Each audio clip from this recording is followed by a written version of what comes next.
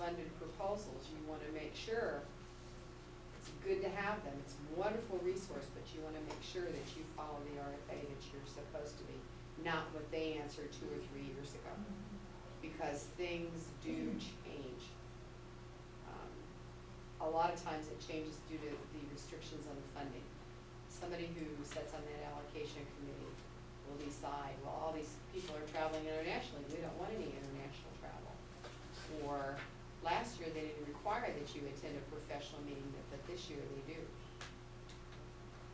And so there are those kinds of things that you have to be aware of. So make sure always that you're looking at the current funding requirements, RFA or RFP.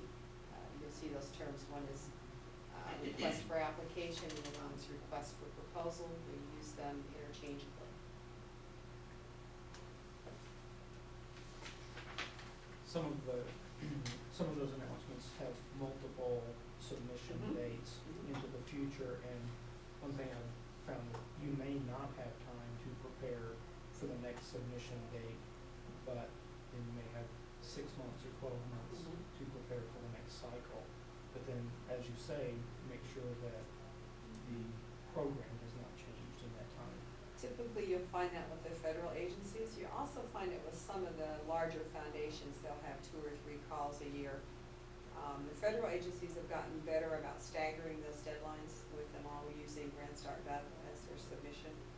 So having those deadlines stagger makes it a little bit easier, and you can tell that, well, maybe I can't do it now, but they're going to have a similar call in 6 months or in 90 days. Depends on, NIH rotates some of theirs every 90 days. It just depends on the field. And right now, there will be, if we ever get a federal budget, a glut of opportunities. Some agencies are not able to put funding initiatives out there because they don't have a budget, and they're not content or confident enough in the continuing resolution to go ahead. Some of the larger agencies are still able to put announcements out based on priorities that were established in previous fiscal years. So I look for late spring there to be a lot of opportunities, and I believe they will be short turnaround. Well, because they have to get that money obligated by October, by September 30th, so. And I think tied to the short turnaround, whatever is printed, it's even shorter for us because we have to go through an internal approval process that sometimes, if we have 3 weeks to write a proposal, you have to allow one of those weeks for the proposal to navigate through the proper offices. And I know at our last academic council meeting, Dr. Dewey said, please stop giving Kendra a proposal the morning when it's due at 3 o'clock that afternoon. So they want to have at least 2 days to put it into the system because they're all being entered electronically. So yes.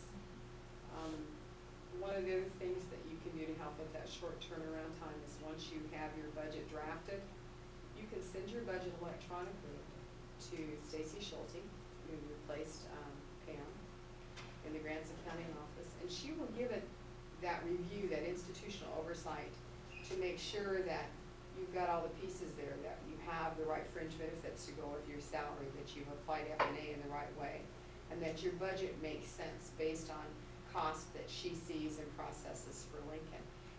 Once she has seen that budget, if you don't have a lot of changes, when it goes through again, it's going to go through. That's one less step. And it's a shame if you have your whole proposal written and you did a really good job, but you really messed up your budget. And I do know last year in the big USDA call, there were 3 proposals that did not leave campus. 2 of them because they had major budget issues, and the faculty member was not able to get that budget issue resolved. They just couldn't. I don't think that one of the individuals didn't even know how they came up with the numbers in the first place, which is unfortunate because he might have had a really good fundable idea. So you just have to be prepared. You have to be vigilant, and have your concept pretty much developed. It doesn't have to be in a format that you could hand to somebody that they could read and know.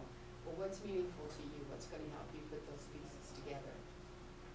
And you will, as you begin to write, have pieces about yourself, your department, your research. There will be some pieces that you'll be able to cut and paste and use. But be careful about doing that. Make sure that you don't refer to the National Science Foundation when you're writing to the Kellogg Foundation or whatever, but you will get those pieces that become pretty standard for what you're writing. And you'll tweak them a little bit, but you don't have to reinvent the wheel. So that will help you to build your library as well. When you talk about your experiences, your interests, your department's experiences, those kinds of things. It's also critical that at the very beginning you pay attention to anything that's required as an appendices. If it is an audit report, letters of support, vita of other people rather than just yourself, course syllabus, whatever that is, you don't want to wait till you're ready to take it to Kendra in the morning and you don't have all those things. And 2 days before, remember? Yeah, 2 days before the deadline. But you want to make sure that you paid attention to those pieces that you need as well. I've seen proposals, I recently saw reviews on a proposal that was submitted last year that neglected to have a letter of support from Dr. Mahoney. It's required. It was not reviewed. There was a lot of work went into that proposal. So, you want to make sure that you have all those pieces. Something that several federal agencies are beginning to require are logic models. They will give you the format and give you examples. That's also not something you want to wait till the last minute to do. Because they take some time and some thought in order to complete that logic model. Same way, if there is a requirement for an outside evaluator, you want to do that on the front end. You want that evaluator, if you can get them to be involved in writing that piece of the proposal. You want to get them involved at the beginning. The requirement from the federal government more and more is that your evaluator be involved beginning to end. Years ago, it used to be you wrote in an evaluator and you gathered the data and you handed it to them and you told them to make something of it. They have come to discover that's not the most effective evaluation. They want it to be a project-long, continuing process. In fact, my next question was going to be about outside evaluators and consultants, and one of it really hits the deadline issue of, you see this proposal, you got 2-3 weeks, but you must include an outside consultant. And how do you get to know these people? How do you make contact, maybe in a new area? How do you get their input? How much can you pay them? How do you address You cannot pay them to help write the proposal. Right, but in budget. But you can, and the agencies have listed maximum daily pay for a consultant.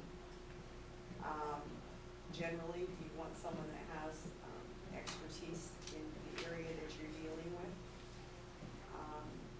A lot of times you know somebody that can fill that bill. I know when we worked on HBCU Upstarting, had a colleague from a former institution that is serving as that outside evaluator.